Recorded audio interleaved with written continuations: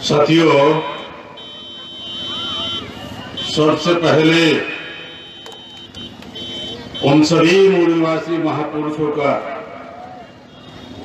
अभिवादन करना चाहेंगे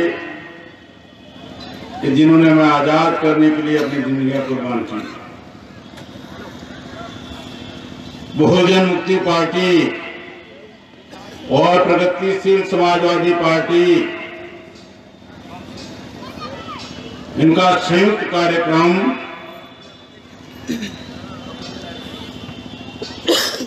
पूरे उत्तर प्रदेश के 18 कमिश्नरी में हो रहा है।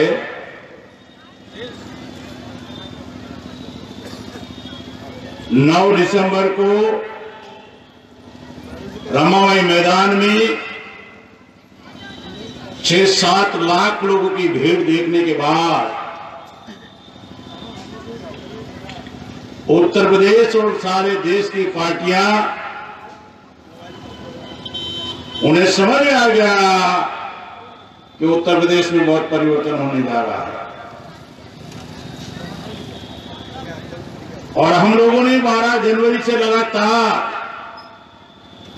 18 कमिश्नरी के कार्यक्रम डिसाइड किए।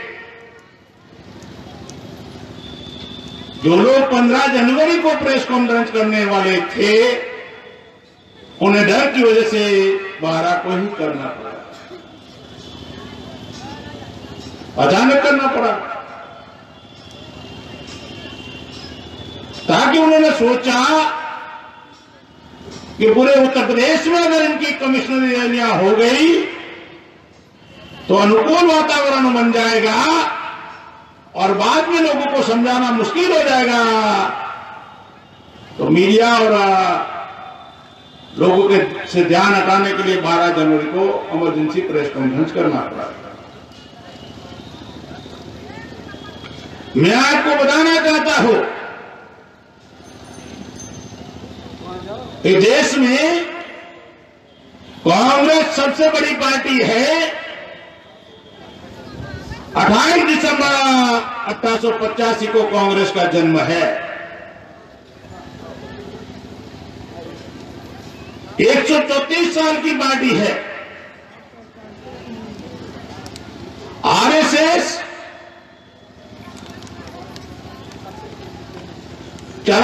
95 साल आरएसएस को हो रहा है।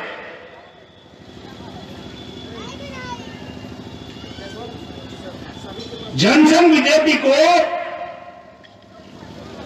67 साल हो रहा है और बहुजन समाज पार्टी को 35 साल हो रहा है और बहुजन मुक्ति पार्टी को केवल 5 साल हुआ है, 5-6 साल हुआ है और प्रगतिशील समाजवादी पार्टी को 3 महीना हुआ है। इन 3 महीने की पार्टी से, इन 6 साल वाली पार्टी से 134 साल की कांग्रेस भी परेशान है। पूरे देश में आरएसएस भी परेशान है, बीजेपी भी परेशान है और अखिलेश भी परेशान है, वन मायावती भी परेशान है।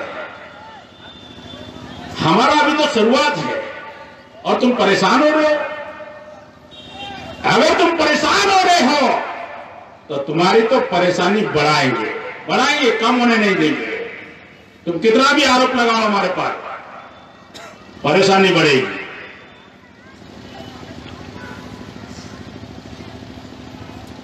मैं आपको बताना चाहता हूं कि इन 72 साल की आजादी में ये चुनाव कल पहली बार नहीं होने जा रहा है। लगातार चुनाव आए हैं, कभी लोकसभा के, कभी विधानसभा के, कभी नगर निगम के, नगर पालिका के, महानगर पालिका के, जिला पंचायत के, हर बार चुनाव आए और हर बार हम लोगों ने वोट दिया। इस उम्मीद के साथ वोट दिया कि हमारी समस्याओं का समाधान होगा। ये पार्टी नहीं तो कोई और पार्टी करेगी। हम वोट देते गए, समस्या बढ़ती गई। हम वोट देते गए, हर 5 साल के बाद समस्या बढ़ गई। इसके 2 कारण है। यहां गलत लोगों को हमने वोट किया है या गलत लोगों ने हमारे वोट लिया है। अगर गलत लोगों ने हमारा वोट लिया,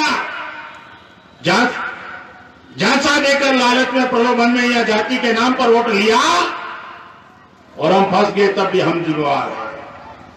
और हमने गलत लोगों को वोट किया, तब भी हमारी समस्याओं के लिए हम जिम्मेवार हैं। और इस आजादी के बाद क्या हुआ है? जो समस्याएं अंग्रेजों के समय में नहीं थी, वो पैदा हो गई। आतंकवाद अंग्रेजों के समय नहीं था, नक्सलवाद अंग्रेजों के समय नहीं था, भुखमरी अंग्रेजों के समय नहीं था, सामूहिक बलात्कार अंग्रेजों के समय नहीं था।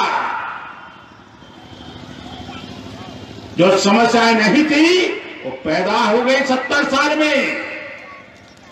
और उन पार्टियों ने समस्या पैदा की जिनको आपने पावर में पहुंचाया, जिनको आपने सत्ता पर पहुंचाया, उन पार्टियों ने ये देश की समस्या पैदा की है। और अब भी अगर आप उन लोगों को मजबूत करोगे तो आपकी समस्या बढ़ेगी, कम नहीं होगी। याद रखना, बढ़ने वाली है। और इसके लिए अगर कोई ज्यादा अगर कोई जिम्मेवार है तो मेरा मानना है कि हमारे नेता ज्यादा जिम्मेवार है। दुश्मनों ने हमारे नेता का इस्तेमाल किया, नेताओं ने समाज का इस्तेमाल किया। दुश्मनों ने नेताओं का इस्तेमाल किया, नेताओं ने समाज का इस्तेमाल कर दिया। और हम सोच रहे हमारा नेता है ना। और समस्या यहां तक आ गई कि लोकतंत्र खत्म हो चुका है।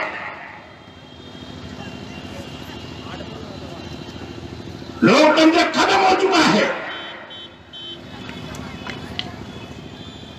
अगर वास्तविक पिछड़े वर्ग के नेता होते, वास्तविक शेड्यूल कास्ट के नेता होते, वास्तविक आदिवासी नेता होते, वास्तविक मुसलमानों के नेता होते, 131 हमारे लोग चुनकर जाते हैं SC ST के, और चौराहे पर संविधान को जलाए हैं।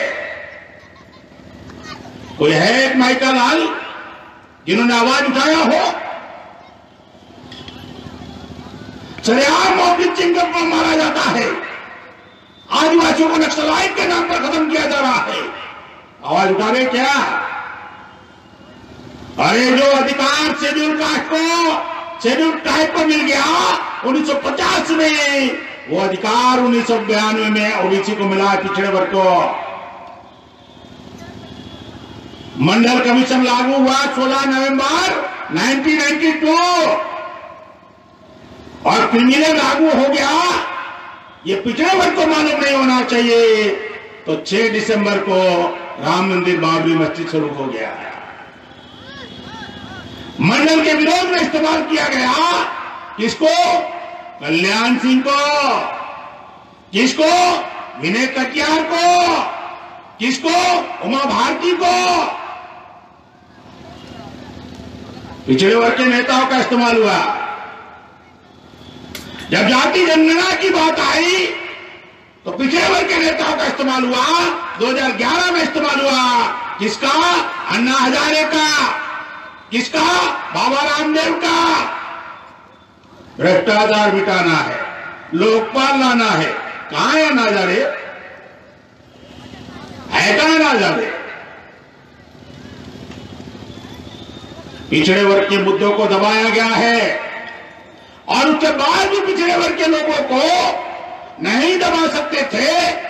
जाति जनगणना के लिए 5,000 करोड़ खर्च किया, उसका कुछ भी नहीं हुआ, ठंडे बस्ते में डाल दिया। 5,000 करोड़ बर्बाद हो गया। हो नहीं रही जाति जनगणना। और पिछड़े वर्ग को संतुष्ट करने के लिए एक पिछड़े वर्ग को संतुष्ट करने के लिए, डाइवर्ट करने के लिए आरएसएस ने गेम खेला कि हम आपके पिछड़े वर्ग के आदमी को प्रधानमंत्री बना रहे हैं, और वो भी उस्ताद मैं पिछड़े वर्ग का हूं, वोट लेने के लिए। नरेंद्र मोदी को प्रधानमंत्री आरएसएस ने बनाया, आडवाणी को नाराज करते हुए, मुरली मनोहर जोशी को नाराज करते हुए मोदी को प्रधानमंत्री बनाया आरएसएस ने।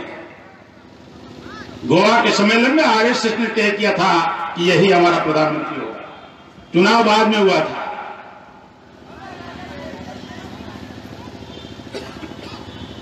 और उन्होंने बड़े बड़े वादे किए, एकदम बड़े बड़े वादे, इतने बड़े बड़े वादे कि हमको लगा, हमारे लोगों को लगा बस अब तो देश में क्रांति होने वाली है, सब कुछ बदल जाएगा। बड़े बड़े सपने दिखाए गए, काला धन आएगा, 15 लाख रुपया मिलेगा, ये सपना दिखाया गया। और 26 जून 2016 को अरुण जेटली ने कानून बनाया, बिल पारित हो गया, एक सेटलमेंट स्कीम निकाला कि अगर आपके पास काला धन है 55% आपका, 45% सरकार को जमा करा, व्हाइट लेके जाओ। अर्थात कोई चोर अगर 10 लाख की चोरी करता है और पुलिस इंस्पेक्टर ये कहेगा कि ये चोरी का है 10 लाख, वो चोर कहेगा हाँ साहब चोरी का है, कोई बात नहीं, 5 लाख मुझे जमा कराओ, 5 लाख तुम लेके जाओ, अब तुम चोर नहीं हो जाओ। 26 जून 2016 को बीजेपी ने सेटलमेंट स्कीम निकाला। मैं देश का चौकीदार हूं, और बाद में चौकीदार को नींद आ गई, विजय माल्या लेकर चला गया, नीरव मोदी लेकर चला गया, ललित मोदी लेकर चला गया, यहीं का पैसा वहां लेकर चले गए। मैं आपको बताना चाहता हूं, अगर आपके गांव में अगर आप चौकीदार रखते हो और चौकीदार रहते हुए चोरी हो जाए, 1 बार हो जाए, 2 बार हो जाए, 3 बार हो जाए, तो आप क्या करोगे?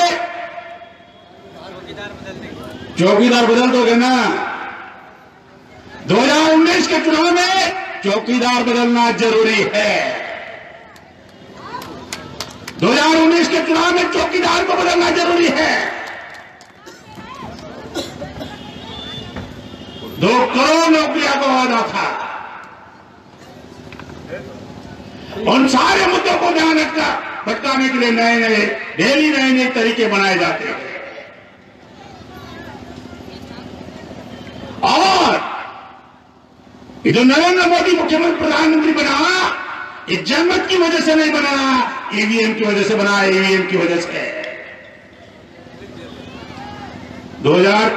8 अक्टूबर 2013 को सुप्रीम कोर्ट ने जजमेंट दिया हुआ है कि मशीनों से निष्पक्ष चुनाव नहीं हो सकता। वीपीएटी लगाओ।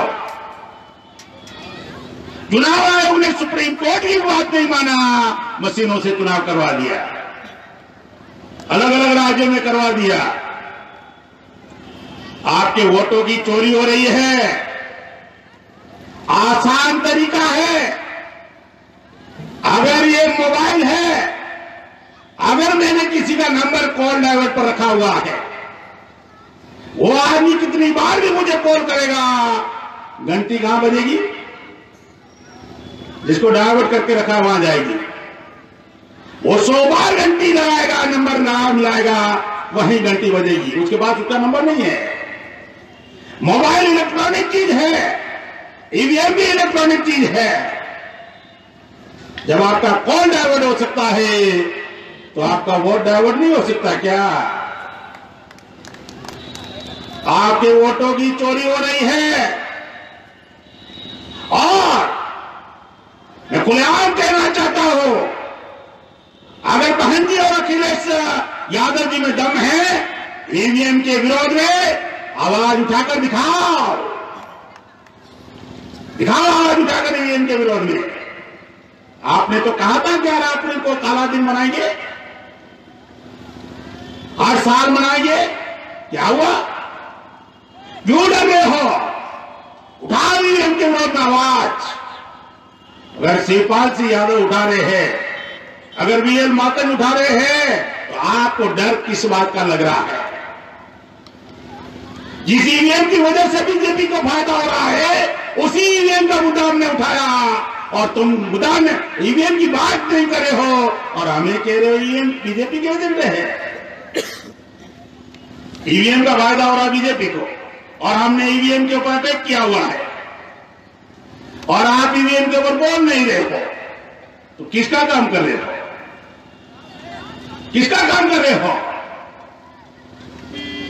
नरेंद्र मोदी ने कहा मेरा 56 इंच का सीना है। अगर नरेंद्र मोदी, अगर आपका 56 इंच का सीना है, एक बार मीडिया पर आकर कह दो बैलेट पेपर से चुनाव हो जाए, हमें डर नहीं है, बोल कर दिखाओ। तुम्हारा तो, आपकी पार्टी तो बड़ी पार्टी है ना, पूरे भारत की 1 नंबर की पार्टी है, अमित शाह मैनेजमेंट गुरु है, मोदी की लहर है। आ जाओ, एक बार कह के दिखाओ कि मशीनों से नहीं, नारी मतपत्र बैलेट पर से चुनाव होना चाहिए। एक बार टीवी पर आकर कह दो कि बैलेट पेपर से चुनाव हो जाए, दिखाते 56 इंच का सीना कितने का होता है, दिखाते, कहकर दिखाओ ना। भारत की सारी पार्टियां कह रही है कि बैलेट पेपर से चुनाव होना चाहिए, बीजेपी केवल बोलती नहीं मशीनों से होना चाहिए। ये ईवीएम की वजह से मुसलमानों का ज्यादा सत्यानाश हो गया है। 16 साल में गुजरात में एक भी मुस्लिम एमपी नहीं बना, राजस्थान में नहीं बना, मध्य प्रदेश में नहीं बना, महाराष्ट्र में नहीं बना, हरियाणा में नहीं बना, पंजाब में मुस्लिम एमपी नहीं बना, हिमाचल में नहीं बना, गोवा में नहीं बना, झारखंड में नहीं बना, 19 राज्य में एक भी मुस्लिम एमपी नहीं बना। अरे जहां मुस्लिम आबादी है मुरादाबाद, जहां से अजरुद्दीन चुनाव जीता था, वहीं भी बीजेपी सीट लेके गई। 45% मुस्लिम है। मुसलमान बीजेपी को वोट दे नहीं सकता, तो मुस्लिम एरिया में बीजेपी कैसे जीत जाती है?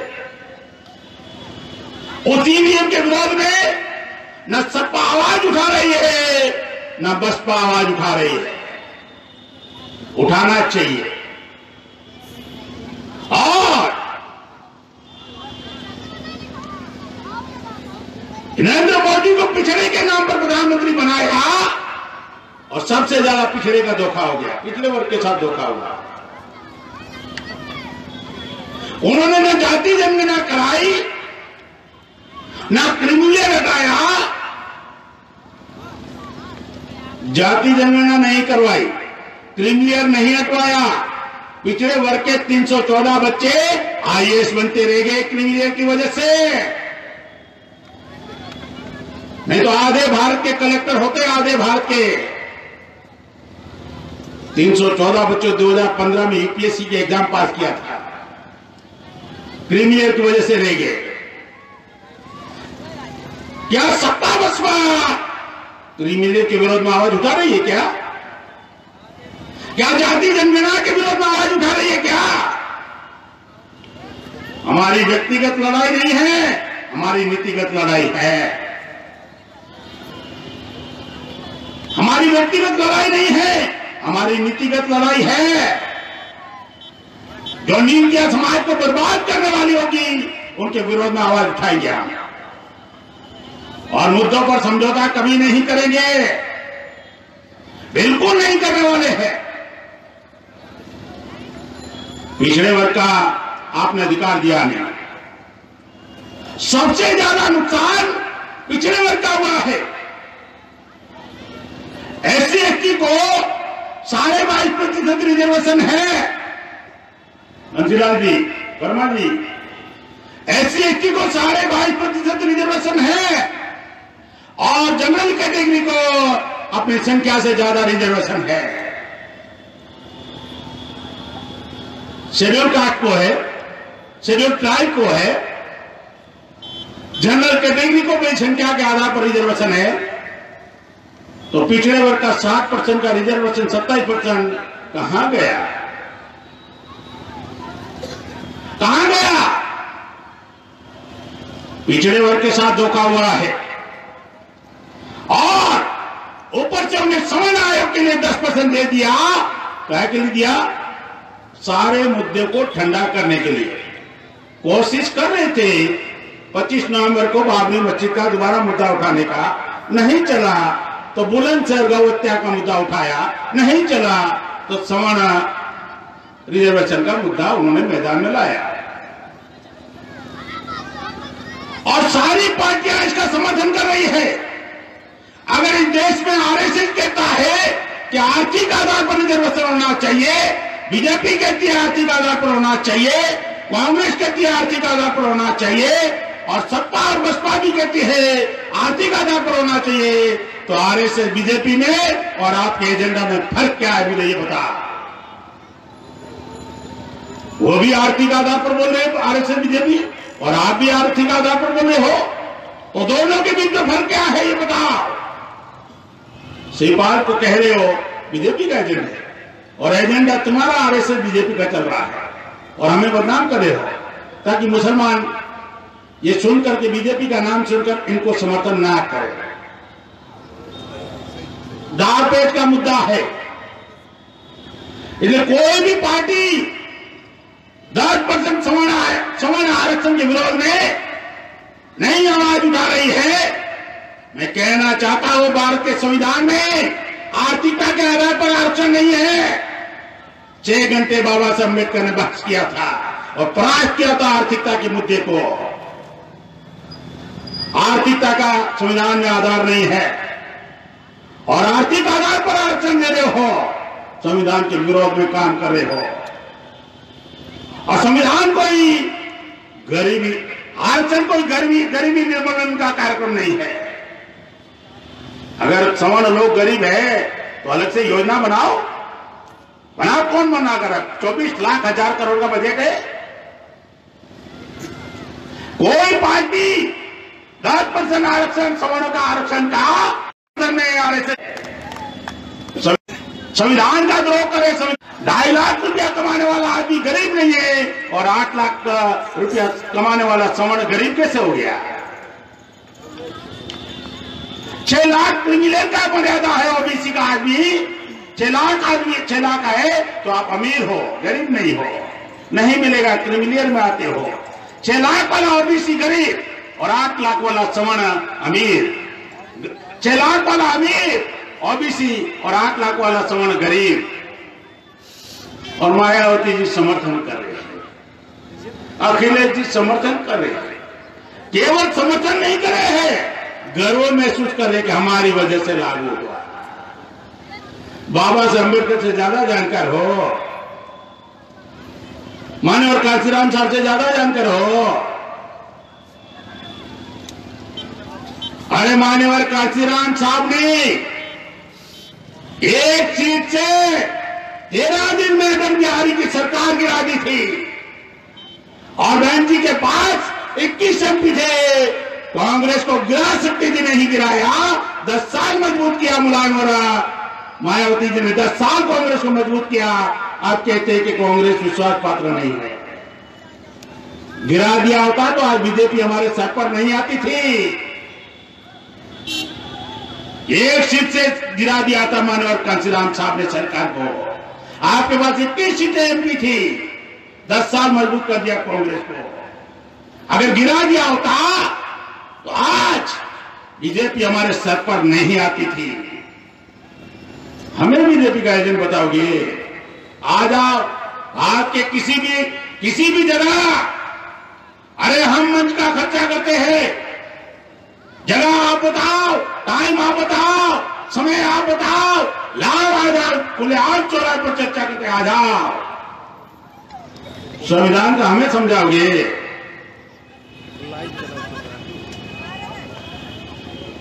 इसलिए मैं कहता हूं कि देश में जाति जनगणना की जाए और 100% लागू किया जाए आरक्षण को। जिसकी जितनी संख्या उसको उतना हिस्सेदारी दे दो, कोई विरोध नहीं है। जिसकी जितनी संख्या उसकी उतनी हिस्सेदारी। हम किसी का हड़प करना नहीं चाहते और कोई हमारा हड़प कर जाए बर्दाश्त नहीं करेंगे। जिसकी जितनी संख्या उसकी उतनी हिस्सेदारी। भारत का संविधान संख्या के सिद्धांत को मानता है। SC ST का साढ़े 22 है आरक्षण, तो संख्या के सिद्धांत पर दे दो। और आप लोगों ने 25 साल पिछड़े वर्ग को कहा कि नहीं दे सकते। क्यों? सुप्रीम कोर्ट का निर्णय 50 से ज्यादा नहीं दे सकते। सुप्रीम कोर्ट का निर्णय बताकर 25 साल हमारे साथ विश्वासघात किया। आज सुप्रीम कोर्ट का निर्णय कहां गया? और 50% की मर्यादा आज कहां गई? कहां गई वो 50% की मर्यादा? कहां गया सुप्रीम कोर्ट का निर्णय? पिछले वर्ग के साथ धोखेबाजी हुई है और हमारे नेता लोग आवाज नहीं उठा रहे हैं, आवाज तक नहीं उठा रहे हैं।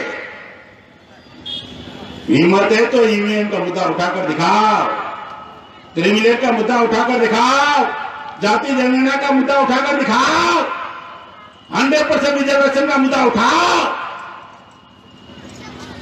नहीं उठाने की हिम्मत है। देश में बड़े बड़े सपने दिखाए गए,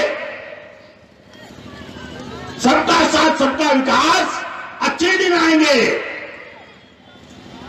5,18,528 किसानों का आत्महत्या हुआ है। 5,18,528 किसानों की आत्महत्या हुई है। और केंद्र सरकार कहती है कि किसानों का कर्ज माफ करने के लिए हमारे पास बजट नहीं है। किसानों का 12,60,000 करोड़ कर्ज माफ करने के लिए बजट नहीं है। और 3 साल में उद्योगपतियों का 17,15,000 करोड़ माफ कर दिया है। किसानों के लिए बजट नहीं है और उद्योगपतियों को 17,15,000 करोड़ माफ कर दिया। क्यों? वो उद्योगपति चंदा देते हैं आपको, चुनावी चंदा देते हैं। अंबानी, टाटा, बिरला, अंबानी, अडानी, उनकी हवाई जहाजों में आप प्रचार के लिए जा रहे हैं, मुफ्त में दे रहे क्या? मैं तो खुलेआम कहता हूं, नरेंद्र मोदी के चेहरे पर जो लाली है वो टाटा, बिरला, अंबानी की दलाली है। उसका 1 पॉइंट कार्यक्रम में प्रधानमंत्री नरेंद्र मोदी का 1 पॉइंट कौन सा? 56 इंच का सीना, झूठ बोलकर जीना। 56 इंच का सीना, झूठ बोलकर जीना। और झूठ बोलने में माहिर है। अगर ओलंपिक में झूठ बोलने की स्पर्धा होती तो भारत को सबसे ज्यादा मेडल मिलता। झूठ बोलने की स्पर्धा होती तो भारत को सबसे ज्यादा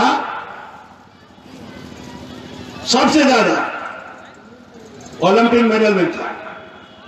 अब सोशल मीडिया में लोग मजाक कर रहे हैं। एक जो सोशल मीडिया में एक आया कि पाकिस्तान का प्रधानमंत्री बहुत तेज फेंक रहा है। फास्ट बॉलर था इमरान खान, बहुत तेज फेंक रहा है। तो इंडिया के आदमी ने कहा हमारे प्रधानमंत्री से तेज फेंक सकता है क्या? हमारे प्रधानमंत्री से तेज फेंक सकता है क्या? दुनिया का कोई प्रधानमंत्री नहीं है कि हमारे प्रधानमंत्री से ज्यादा तेज फेंकने में माहिर है। बेटी बचाओ बेटी पढ़ाओ के नाम पर वोट लिया। बेटी बचाओ बेटी पढ़ाओ के नाम पर वोट लिया। 4.5 साल में 1,10,213 महिला पर बलात्कार हुआ है। 1,10,213 213 महिला पर बलात्कार हुआ है और पिछले साल 38,000 बलात्कार हुआ और 19,000 नाबालिगों के ऊपर बलात्कार हुआ। 2 साल की बच्ची, 6 साल की बच्ची, 5 साल की बच्ची, सामूहिक गैंग रेप, 80 का हो, 80 का हो, 80 का हो या फिर बिहार का हो, 19,000 नाबालिगों की बच्चियों के ऊपर बलात्कार हुआ है। और ये आंकड़ा मेरा नहीं है, नेशनल क्राइम ब्यूरो रिपोर्ट का आंकड़ा है, भारत सरकार का आंकड़ा है।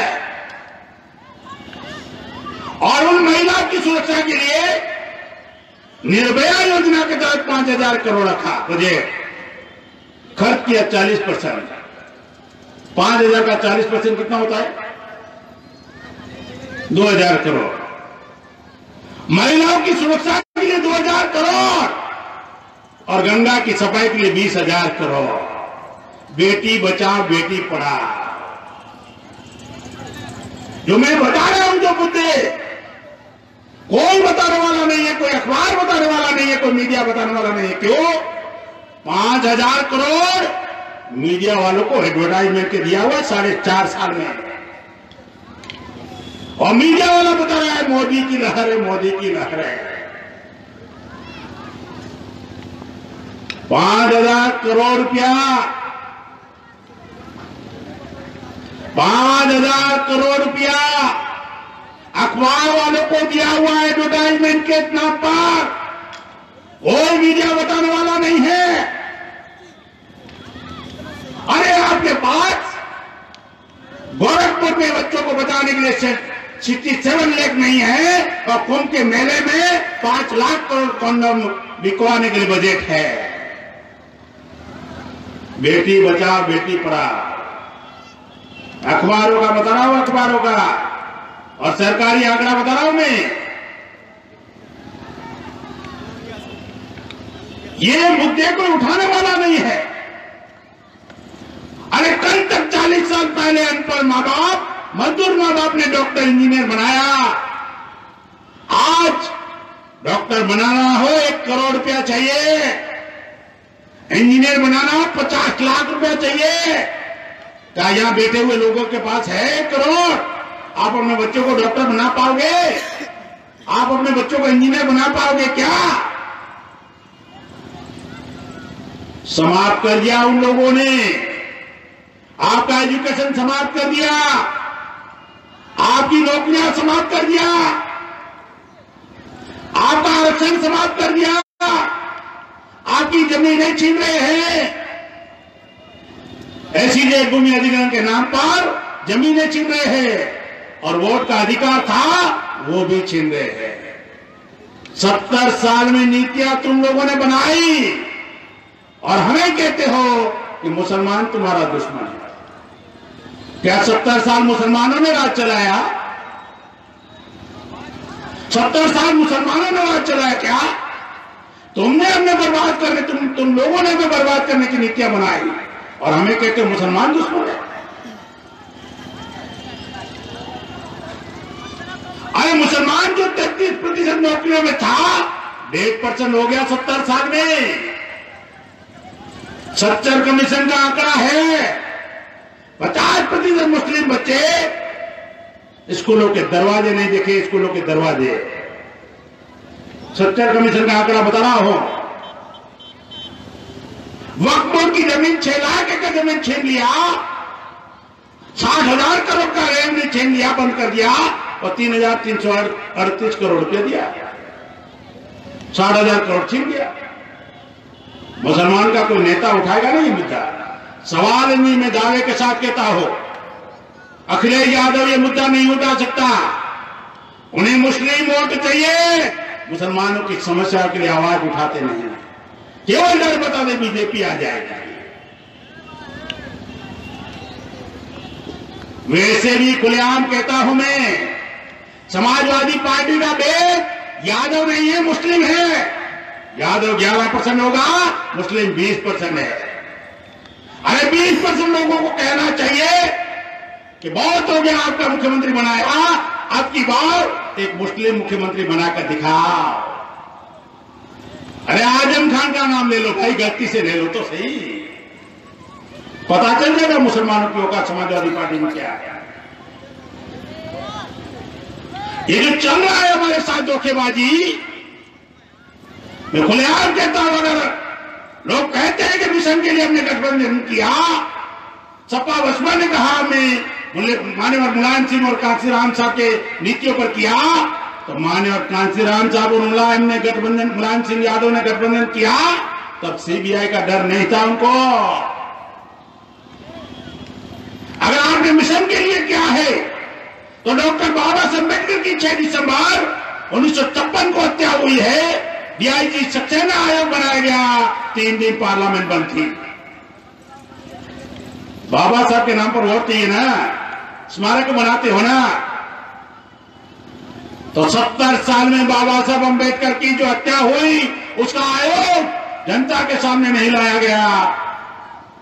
आप मैनिफेस्टो में उठाकर देख लो ना, एक बार बोलो तो सही कि हम सरकार में आएंगे तो डीआईजी सक्सेना आयोग को जनता के सामने खुला करेंगे। लाओ, मिशन की बात कर रहे हो ना, बाबा साहब के नाम पर वोट चाहिए ना।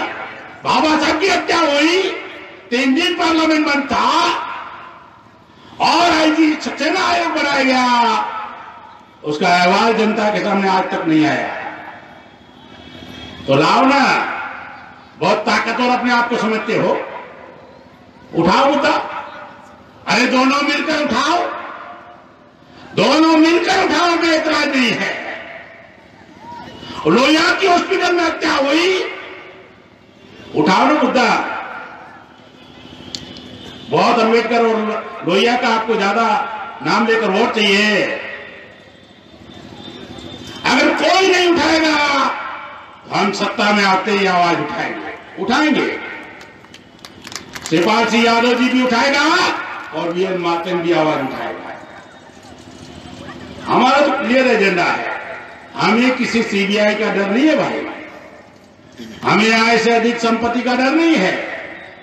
जो डर रहे हैं उन्हें डरा, इधर डराने का नाम मत लेना। तो ये जो लड़ाई है, ये जो संघर्ष है, ये संघर्ष और लड़ाई में केवल आप इलेक्शन तक सोचोगे, बर्बाद हो जाओगे,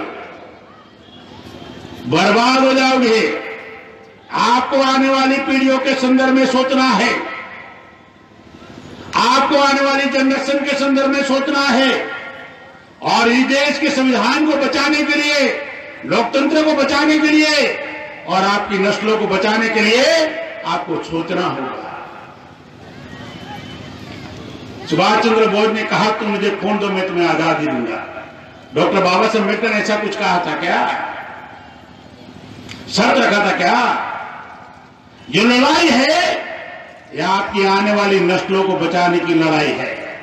ये केवल चुनाव की लड़ाई नहीं है, और ये लड़ाई इस देश में हम लड़ेंगे, पक्का लड़ेंगे पूरे देश में।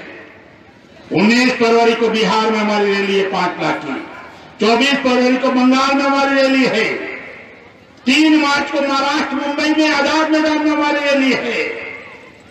40 साल हम लोगों ने जमीन तैयार किया है, 40 साल हम लोगों ने जमीन तैयार किया है, और बीजेपी को 2019 के चुनाव में हर जगह बीजेपी का बंदोबस्त करेंगे।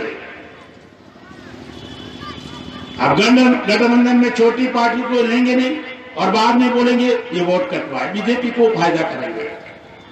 तो बीजेपी को नुकसान करना है, तो बीजेपी विरोधी जो बीजेपी को हराना चाहते हैं उन्हें साथ में लो। क्यों डर रहे हो? डर किस बात का है?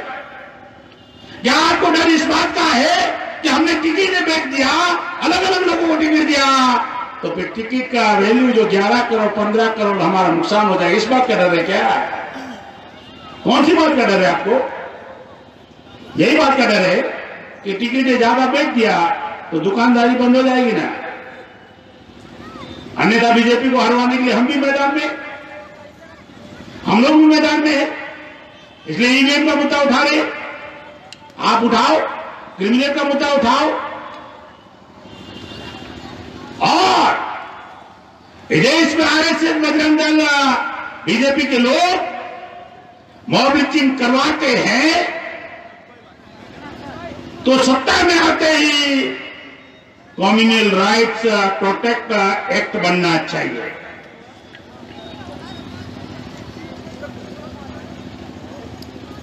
पांच साल अखिलेश यादव जी मुख्यमंत्री थे, सरकार कांग्रेस की थी, 52,000 निर्दोष मुसलमान जेलों में सड़े थे। क्यों आवाज नहीं उठाया? उठाना चाहिए था। 15-20 साल के बच्चों को अंदर कर देते, 20-25 साल के, 20-25 साल के बाद बोलते निर्दोष है, तब उम्र हो गई 45-50, उसकी जिंदगियां बर्बाद हो गई। अरे जिनकी जिंदगियां बर्बाद हो गई उनके परिवार को कोई मुआवजा मिला क्या? जिन्होंने उनका 25 साल बिगाड़ा उन अधिकारियों को पनिशमेंट मिला क्या? केवल वोट की राजनीति करनी है क्या? ये लड़ाई आपके आने वाली नस्लों की है, आने वाले बच्चों की है। बीजेपी आपके पास आएगी और उसका एक ही एजेंडा है, मैनेजमेंट टाटा बिरला अंबानी का है। वोट बिकते हैं, ये सर्वे रिपोर्ट बता रहा है। एक वोट का 500 रुपया देंगे, हमारे लोग खुश हो जाते, 500 रुपया मिल रहा है। अबे 5 साल में एक बार 500 मिल रहा है ना, साल भर का कितना हुआ? 100 रुपया। 12 महीने का 100 रुपया, महीने का कितना हुआ? 8 रुपया। रोज का कितना हुआ? 25 पैसा। भिखारी 25 पैसा लेता है क्या? 25 पैसे में तुम राजा बनाते हो। मुझे यहां का मालूम नहीं है, मैं बताना चाहता हूं। यहां बढ़िया से बढ़िया अगर भैंस लेना चाहते हो तो कितनी कीमत होगी? वर्मा जी, भैंस की कीमत कितनी होगी? 1,50,000। बढ़िया गाय लेना हो तो 50-60,000। अगर बकरी लेना हो तो 10,000। आजकल मार्केट में कुत्ते बिकते, मालूम? कुत्ते भी बिकते हैं। कुत्ते की कीमत भी 2-4-5,000 होती है। 50,000। भैंस की कीमत 1 लाख, गाय की कीमत 50-60,000, बकरी की कीमत 10-15,000, कुत्ते की कीमत 10,000-50,000। और चुनाव में इंसान की वैल्यू कितनी है? कितना? 500 ज्यादा हो गया। वो आता है ना आजकल, क्या इधर भी होता होगा? पूरे भारत में उन्होंने तंत्र बनाया हुआ है। कितना है उसका कीमत? पीने वाला आदमी बताए भाई, मुझे मालूम नहीं है। 80 रुपया। 5 साल में 80 रुपया, 40 रुपया, 50 रुपये में आप उनको राजा बनाते हो। एक बार शराब पिलाएंगे, 5 साल आपके बच्चों का खून पिएंगे। 5 साल आपके बच्चों का खून पिएंगे। अगर तुम वोट बेचते हो, वोट बेचने का मतलब बहन बेटियों पर बलात्कार करवाने का लाइसेंस देना। वोट बेचने का मतलब है बहन बेटियों पर बलात्कार करवाने का लाइसेंस देना। तुम ताकतवर बनाते हो और फिर जुल्म होता है आपके ऊपर, तब चिल्लाते हो कि हमारे पर जुल्म हो रहा है। काहे को ताकतवर बनाते हो? काहे को ताकतवर बनाते हो? वोट बेचने का मतलब बहन बेटियों पर बलात्कार करवाने का लाइसेंस देना। अरे वोट बेचने से इतना भयानक परिणाम आता है तो आप टिकटें बेचते हो, हजारों लाखों वोट बेच रहे हो। क्या कर रहे हो समाज के साथ? हमें एक दिन बताओगे? आ जाओ ना, मंच पर आ जाओ, बस खुली बेस में आ जाओ ना। हम तो खुलेआम कहता हूं, केवल मायावती जी को नहीं, केवल अखिलेश को नहीं, 56 इंच के सीने वाले का भी अगर ताकत हो, एक बार 1 घंटे के लिए मंच पर आ जाओ। पसीने ना छुड़ा दिया तो कहना आ जाओ एक बार 1 घंटे के लिए, केवल साल में 1 घंटे के लिए। तुम्हारे विकास के सारे कपड़े उतार कर तुम्हारे हाथ में न दिया तो बोलना विकास के नाम पर वोट चाहिए। साथियों, समय ज्यादा हो गया है, ज्यादा समय न लेते हुए बात समाप्त करता हूं। हमारा एजेंडा है समान एजुकेशन होना चाहिए। इस देश में कलेक्टर का बच्चा और मजदूर का बच्चा एक ही क्लास में पढ़ाई होनी चाहिए, एक एजुकेशन होना चाहिए। तब आ जाओ मेरिट में हमारा मुकाबला करो ना मेरिट का। तुम हमारे बच्चों को पढ़ने नहीं दे रहे हो, खिचड़ी खिलाकर भगा देते हो और बाद में बोलते हो कि इनके अंदर गुणवत्ता नहीं है, मेरिट नहीं है। समान एजुकेशन होना चाहिए। जो मुद्दे हम उठा रहे हैं वही मुद्दे अगर आप उठाते हो तो मानेंगे कि तुम समाज की लड़ाई लड़े हो। और जो हम कह रहे हैं प्रगतिशील समाजवादी पार्टी और बहुजन मुक्ति पार्टी जो भी मुद्दे उठाएगी 100 रुपए के स्टैंप पेपर पर लिख कर देंगे, 100 रुपए के स्टैंप पेपर पर। और इस आजाद भारत में किसी ने हिम्मत नहीं की स्टैंप पेपर पर मैनिफेस्टो देंगे। अगर हम आपके साथ विश्वासघात करते हैं आप कोर्ट में हमारे पर केस कर सकते हो कि इन्होंने हमारा वोट लिया और हमारे साथ विश्वासघात किया। और दूसरी पार्टियां भी आपके पास आती है, उन्हें भी बोलना मैनिफेस्टो आप जो बोल रहे हो स्टैंप पेपर पर लिख कर दो 100 रुपए के, तब वोट देंगे। पता चल जाएगा सारी पार्टियों का। भाग जाएंगे, आपके सामने टिक नहीं पाएंगे। इस लड़ाई में 18 कमिश्नरी के बाद 80 लोकसभा में परिवर्तन यात्रा चलेगी। 403 विधानसभा में बूथ लेवल की तैयारी चल रही है। ये लड़ाई रुकने वाली नहीं है।